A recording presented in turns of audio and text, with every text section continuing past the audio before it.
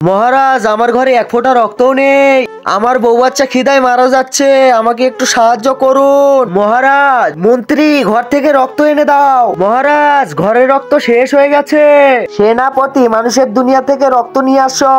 না মহারাজ, আমি যাব না। পৃথিবীর মানুষ অনেক ভয়ঙ্কর, গুড নাইট আর কয়েল জ্বালিয়ে ঘুমায়, আমি যাব না। তাহলে কে যাবে মানুষের দুনিয়া থেকে রক্ত আনতে? মহারাজ, আমি যাব মানুষের দুনিয়া থেকে রক্ত আনতে। যাও। গুড নাইট, অন্য কোথাও দেখতে হবে। আরে এই ঘরে তো গুড নাইটও নেই, কয়েলও নেই, আর খোলা মেলায় শুয়ে আছে। আমি মহারাজকে ডেকে আনি। মহারাজ, রক্তের ব্যবস্থা হয়ে গেছে, ওইখানে গুড নাইট আর কয়েলের কোনো ভয় নেই। ঠিক আছে, চলো এইবার সবাই পেট ভরে রক্ত খাও। নাম কি ওর? স্যার, আজেল। ও মরেছে কিভাবে?